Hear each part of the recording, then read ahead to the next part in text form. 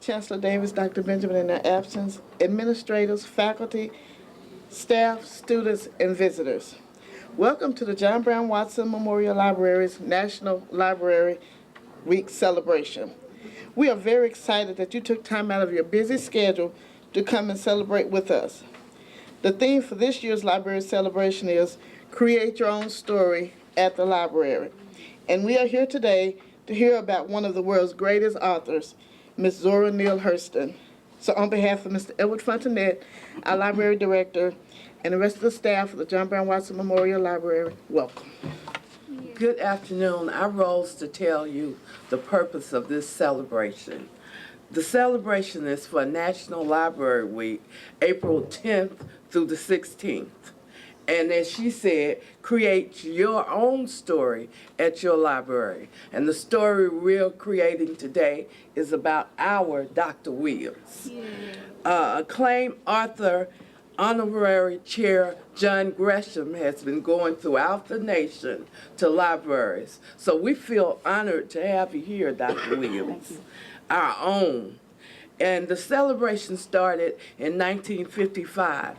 And in 1957, they said people weren't taking the time to read. So they wanted to bring the emphasis back to reading and visiting libraries. So we join them, as we have in the past, in celebrating National Library Week. Thank you. Hello, everyone. It is also my sincere pleasure to introduce Dr. Bettye J. Williams, Professor of English in the Department of English, Theater, and Mass Communications at the University of Arkansas at Pine Bluff. Since Dr. Williams and I share a special appreciation for Zora Neale Hurston, an author, anthropologist, and folklorist who was sincerely ahead of her time. Dr. Williams earned a Bachelor of Art degree in English, her Master of Science degree in English from Pittsburgh State University in Kansas, and a Doctor of Philosophy degree in American Literature from Indiana University in Pennsylvania. She is listed in Cambridge Who's Who, International Who's Who of Contemporary Achievement, and the Dictionary of Notable Women. She has presented and published chapters and articles in numerous publications, only some of which are listed in your program.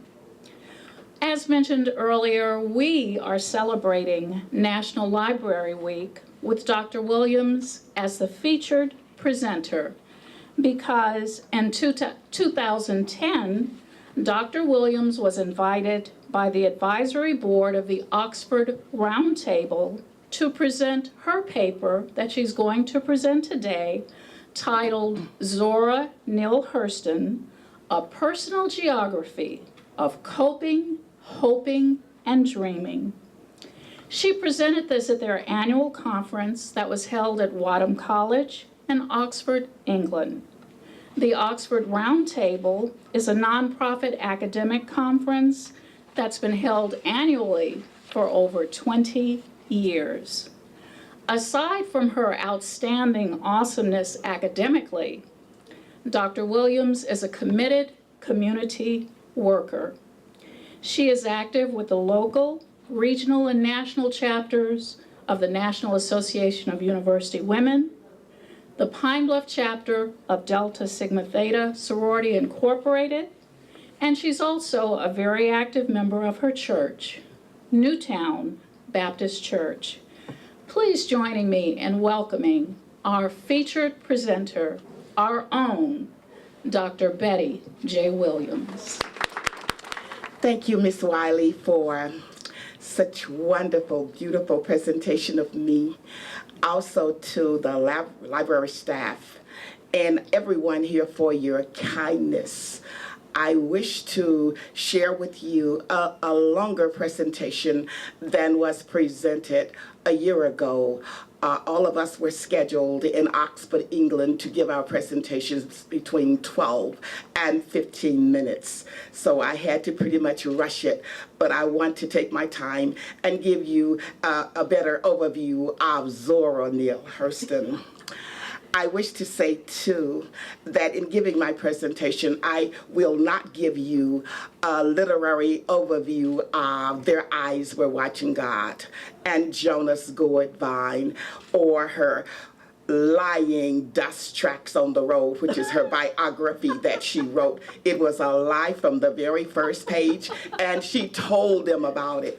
But what I want to share with you at this time is information on Zora Neale Hurston herself. And by the way, most of the information that I'm sharing with you is brand new information I'm putting together, and I have been doing it since 2005. Became very busy with organizations and that kind of thing. So I have been working on this research since 2005. I'm now about 2/3 finished with it. I have 7 or 8 out of 12 chapters. But most of the information I'm sharing with you comes from her letters, not found in books already printed or published, nor articles.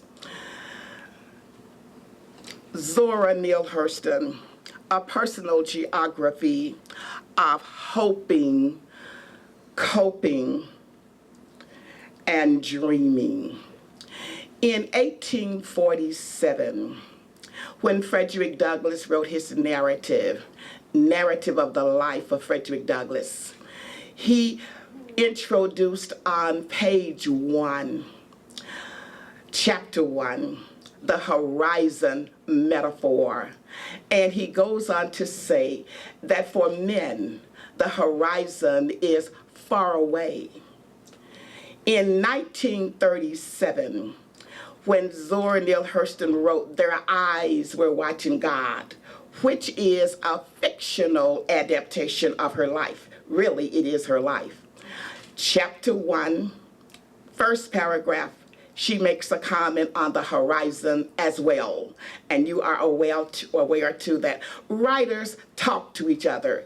So in a sense, she's talking to Frederick Douglass and the others of the 19th century and those preceding her before the Harlem Renaissance. The horizon in Their Eyes were watching God. For women, she said, the horizon is very close. It's nearby. So when you're reading the various chapters in Their Eyes Were Watching God, just be aware of women and the horizon metaphor. Like her fictional character, Zora Neale Hurston had, as she informs us, first chapter, she had been to the horizon and back. Separated from her kinfolk as a teenager, not entirely respected as a new Negro writer by the Harlem Renaissance vanguards, who would have been Elaine Locke and W.E.B. Du Bois. She was dismissed by African-American male literary critics, Darwin Turner, Sterling Brown, and Richard Wright. And she was written out of African-American print journalists during the 1940s and thereafter. She was challenged by publication woes and economic discomforts, and generally rejected as a writer and researcher in her own rights. But she said she had been a delegate to the big association of life, the Grand Lodge, the High Convention of Living, gaining a reputation as an acclaimed 20th century folklorist and writer. Zora Neale Hurston was a compelling presence who coped and hoped and dreamed.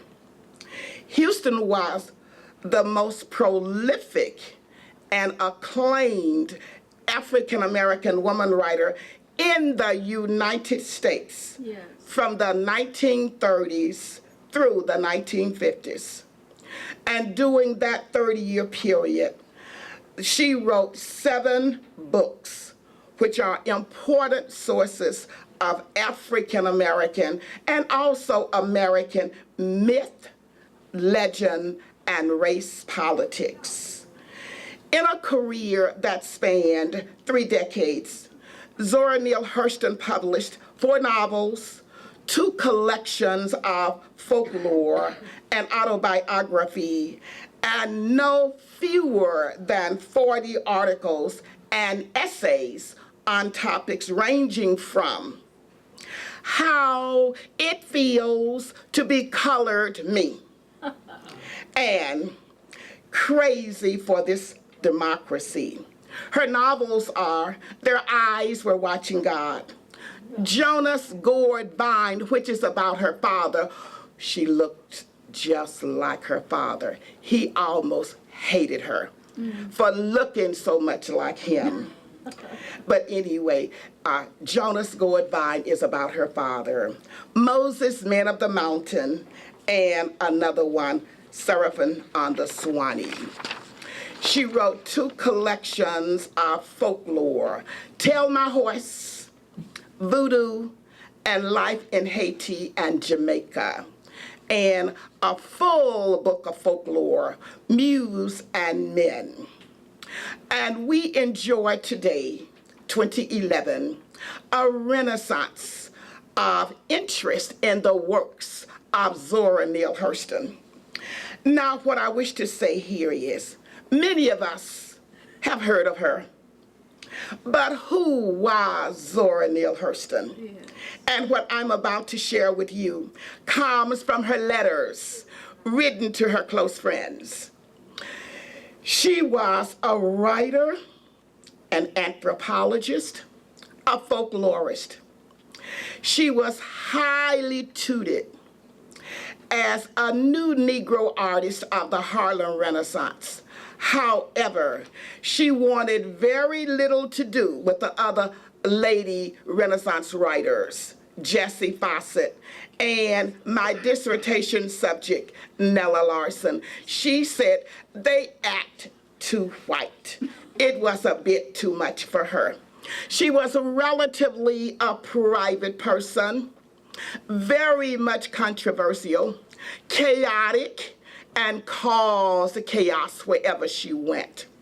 Highly outspoken, at times very arrogant, and informing everyone.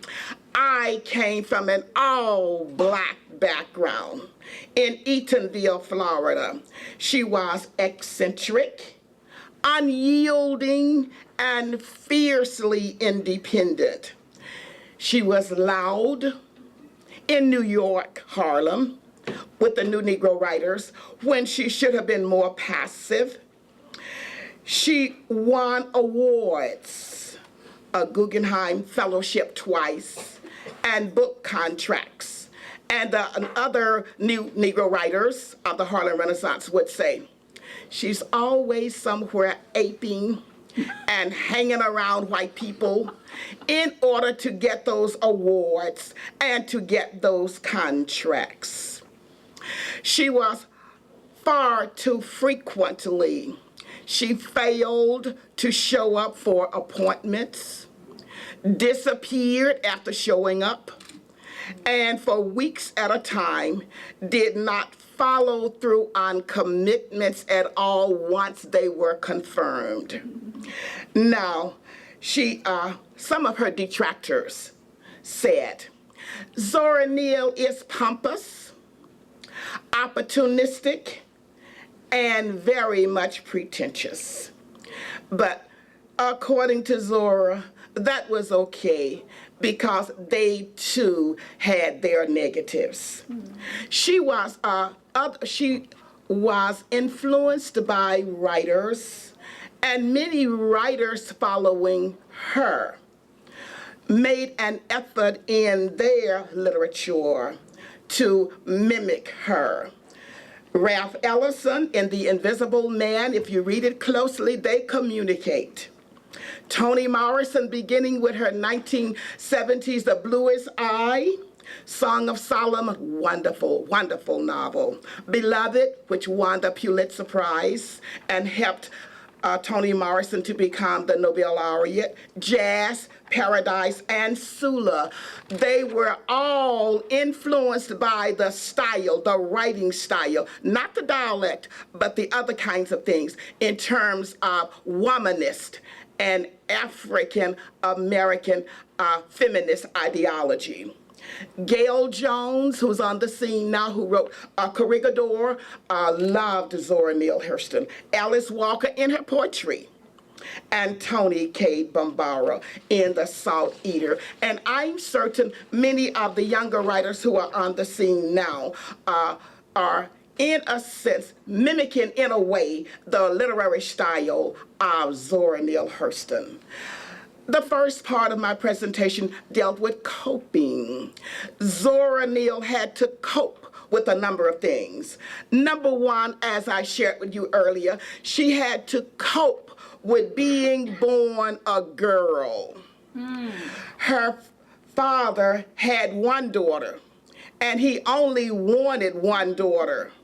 But Zora became his second daughter, and he always said, "You are not like Emmeline." Emmeline was the firstborn daughter, but Zora didn't care too much for him, especially following the death of her mother. I'll make some comments on that later. She coped, number two, with being married. She was married 3 times, and our first husband was a medical doctor. They dated about 6 or 7 years, married, remained married fewer than 6 months. So she coped with being married.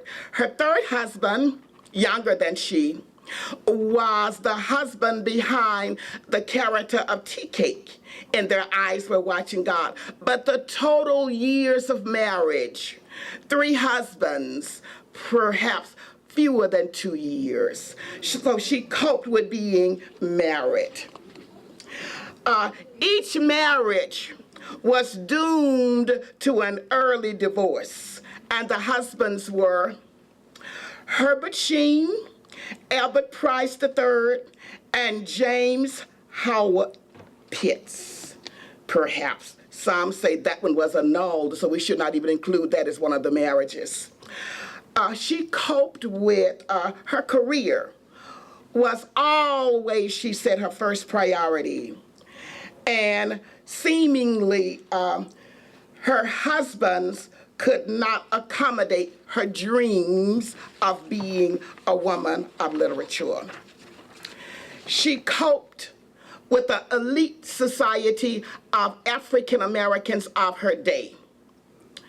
Elaine Locke, W.B. Du Bois, Charles S. Johnson at Opportunity Magazine, James Weldon Johnson, the poet, Walter White, the lawyer, NAACP, Mary McLeod Bethune, Langston Hughes, Jessie Fawcett, Nella Larson, most of them just made her sick. So she had a problem with those elite African Americans who were on the scene at the time. She coped also too. She suffered much bad publicity in 1948. Now, the story goes, and I don't know whether it's true or not, but I'll share with you what happened.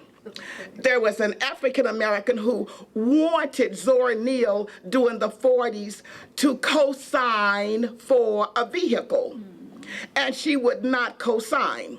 So what did he do? He entrapped her into a scandal that really embarrassed her. Now, the entrapment was Zora Neale was smoking marijuana in New York and moving around nude in the presence of a 10-year-old. And he was a young man who, a special needs child. And when the public heard that, it was scandalous. She was so embarrassed.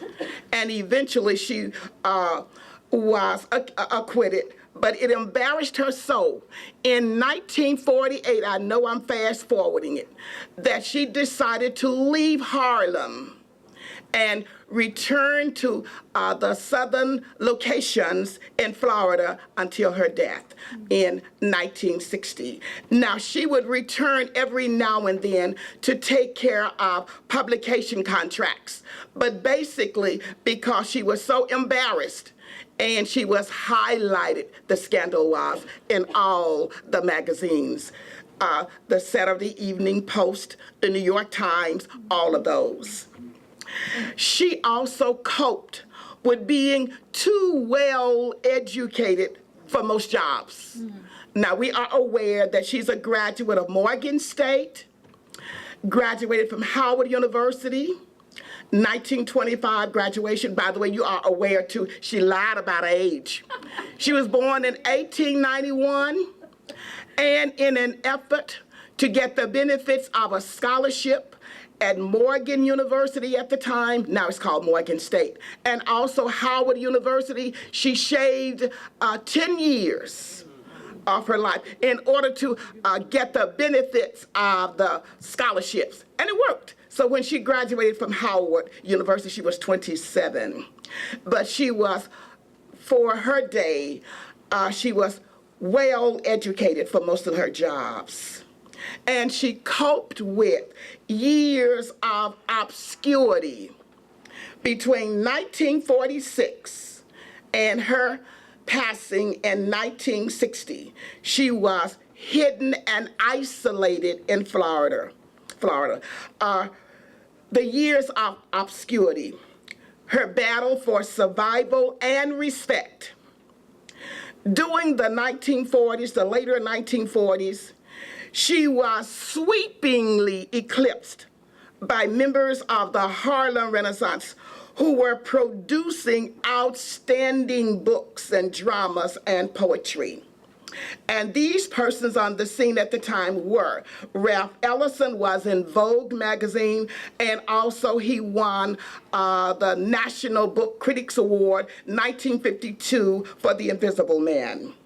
James Baldwin was on the scene too, with his biography and his other novels as well.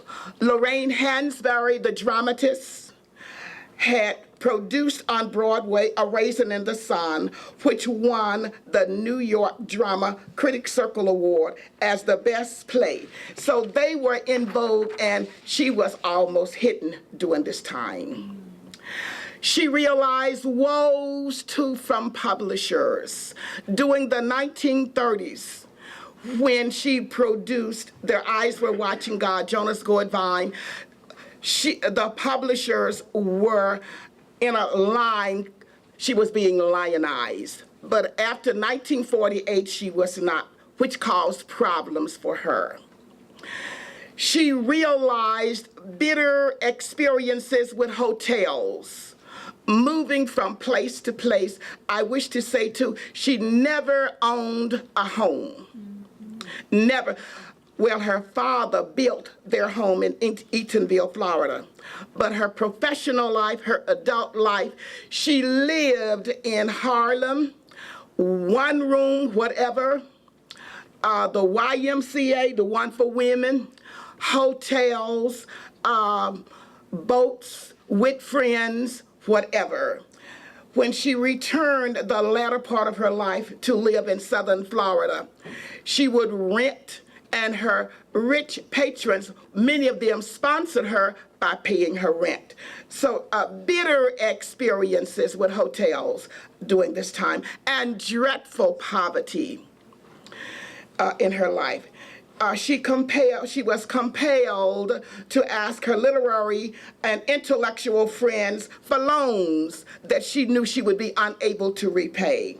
And these literary friends and sponsors were Jean Parker Waterbury, Anne Watkins, and Mike Watkins. She worked as a librarian at an Air Force base and was overqualified for that position, remained there probably 3 or 4 months and left. She also, during those very lean years, the last 12 years of her life, she even worked as a maid for a state senator.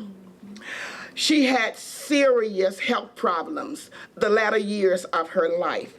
And I'll read this directly from my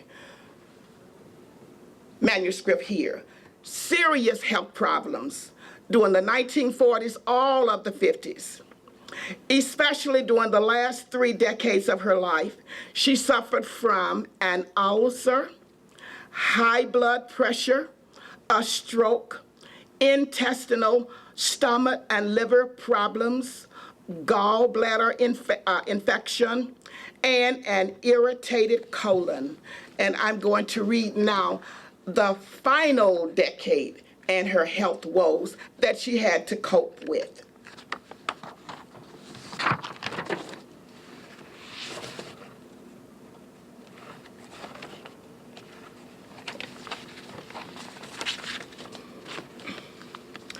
During the mid-1950s until her death, Zora Neale Hurston would be plagued with more serious health problems besides physical and mental fatigue. Her letters indicate that she suffered from weakness, lack of energy, exhaustion, dizziness, vertigo, and shortness of breath. Now, those are symptoms of a weak heart and the onset of a stroke. She would suffer mild strokes for some years. In late October 1959, she suffered a major stroke, which forced her to enter Memorial Hospital in Fort Pierce, Florida. She returned home where she had difficulties getting around and was cared for by friends and neighbors. Her illness left her with swollen legs, breathless, and very weak, and she tried not to ask for help. Unable to take care of herself, she entered St. Lucie County Welfare Home. 3 months later, at the age of 69, she died, January 28, 1960. Following her death, her papers and personal effects stored in her Fort Pierce home were taken out back and burned, which was a common practice of the day. Funeral rites were held on February the 7th, 1960, at a local funeral parlor. She was buried in a bronze casket in an unmarked grave in the Garden of Heavenly Rest, Fort Pierce's designated Black cemetery. In 1973, after reading her story, Alice Walker placed a marker in the field where Zora Neale Hurston lay. However, we have been informed that she laid the marker on the wrong grave. And the actual location of the burial site of Zora Neale Hurston is still unknown. Part 2, hoped for, what Zora Neale hoped for. She had hopes of studying for a PhD in anthropology at Columbia University, but was unable to attain her degree. She had to work. She had hopes of teaching drama at Rawlings College in Winter Park, Florida. Eventually, in 1939, she did accept a position as an instructor in the drama department at North Carolina College in Durham, but resigned 6 months later, she says, administratively, a bit too much for me.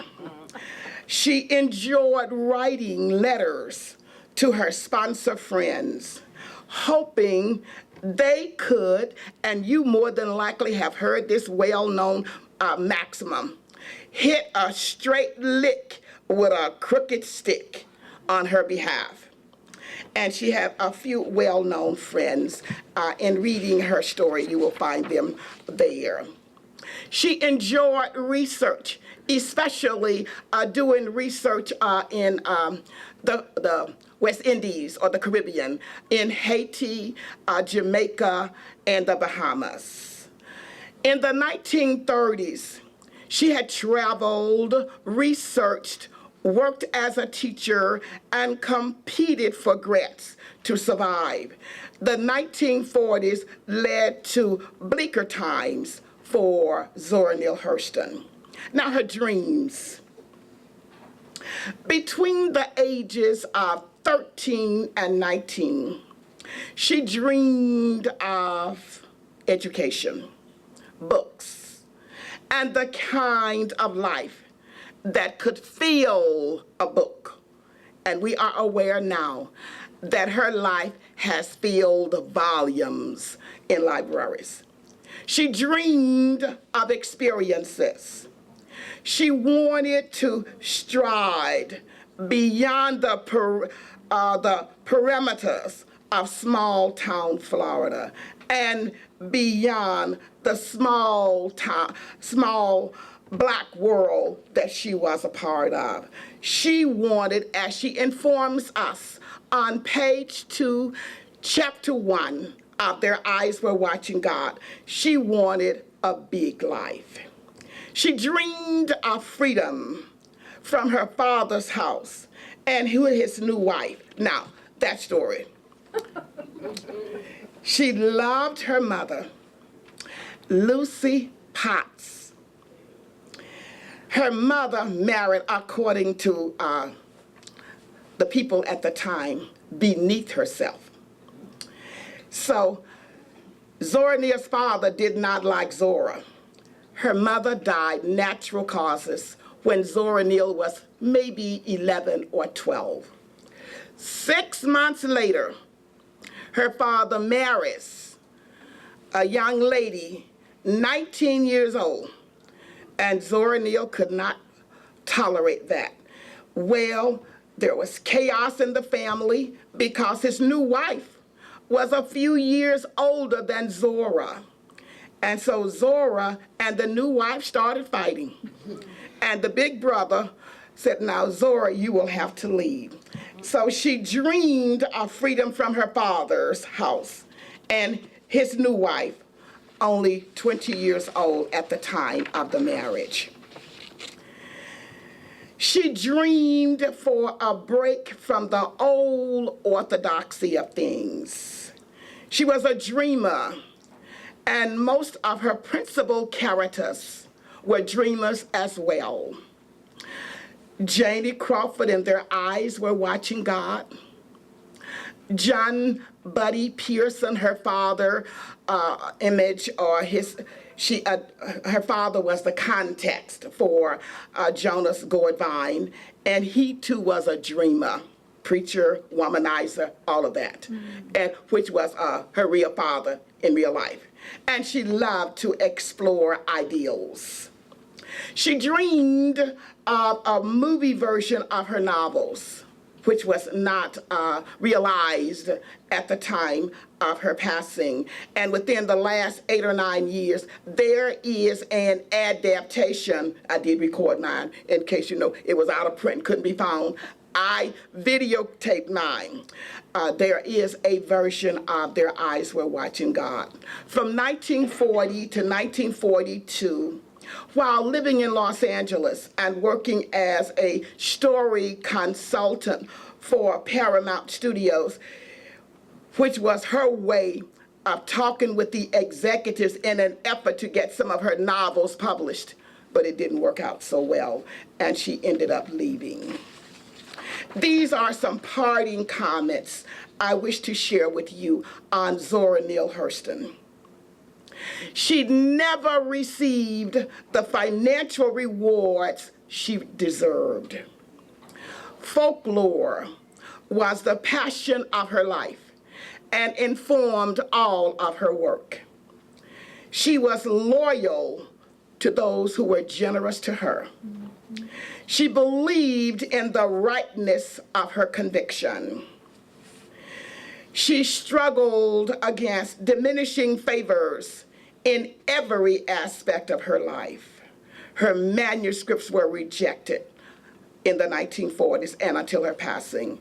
And she was removed from social activism. The last 10 years of her life, she moved from place to place in desperate need for peace and solitude. And in another 17-page paper, what I did was I decided to give you just a composite of where she lived and the many locations.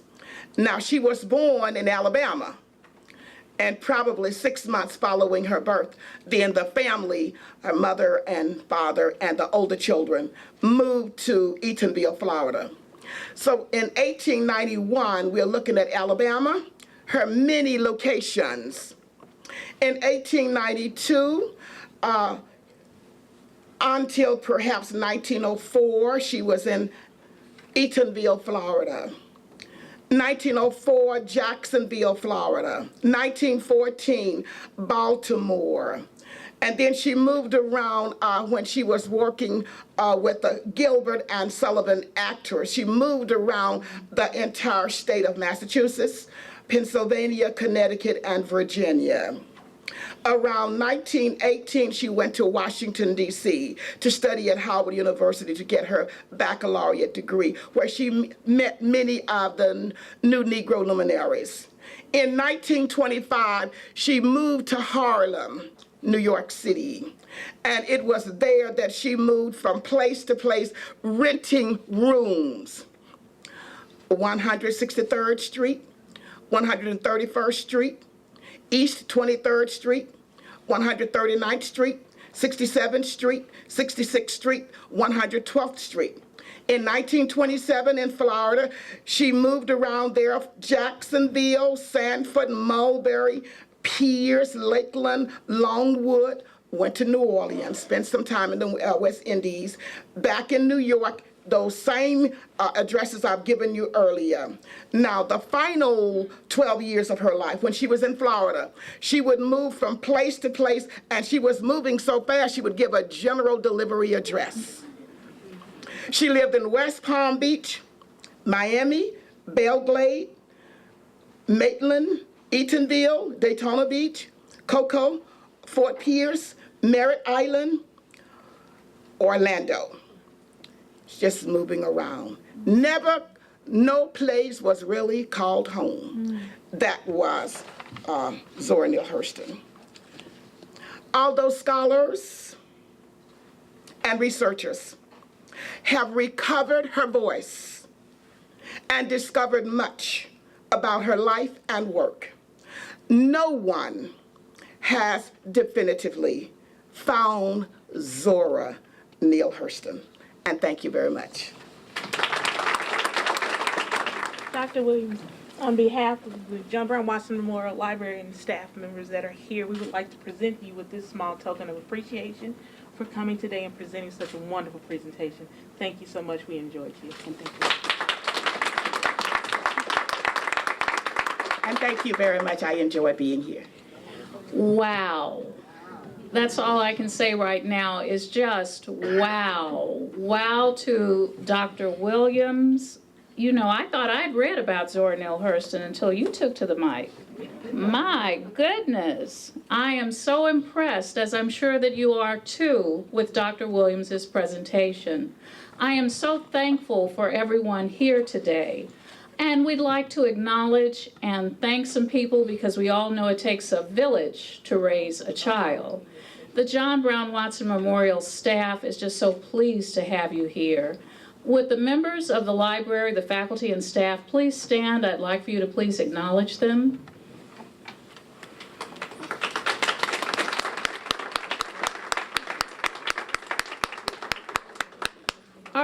faculty, our outstanding faculty who required that students come today, but see they got a treat. Would you please stand? Our faculty, UAPB's faculty, would you please stand? Mr. Linton, come on. Dr. Blakely, please stand. Anybody else in the audience? Yay! Our wonderful students, would you please stand?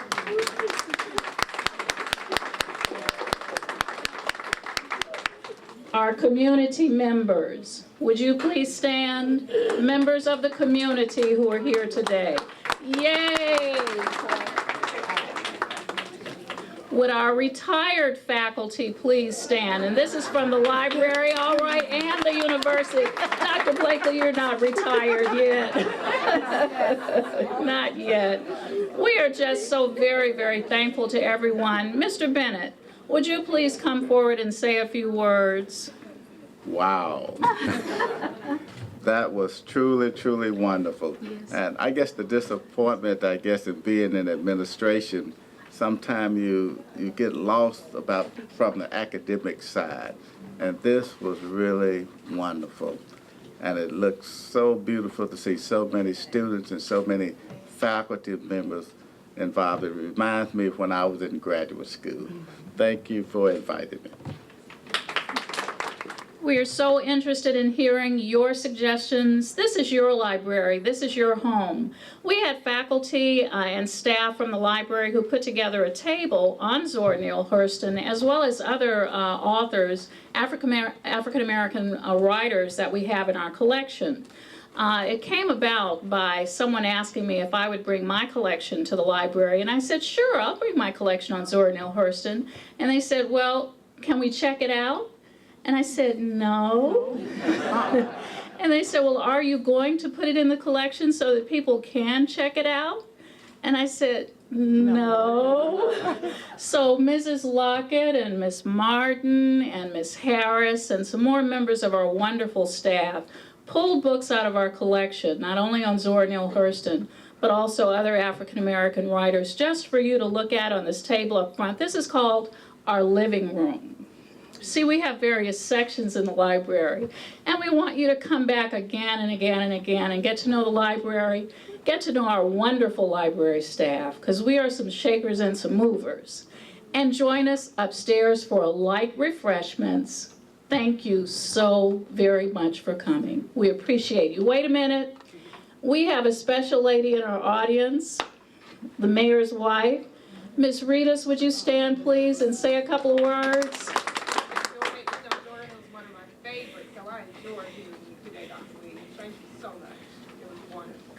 Thank you. Thank you very much. Thank you all for coming. We really appreciate your being here.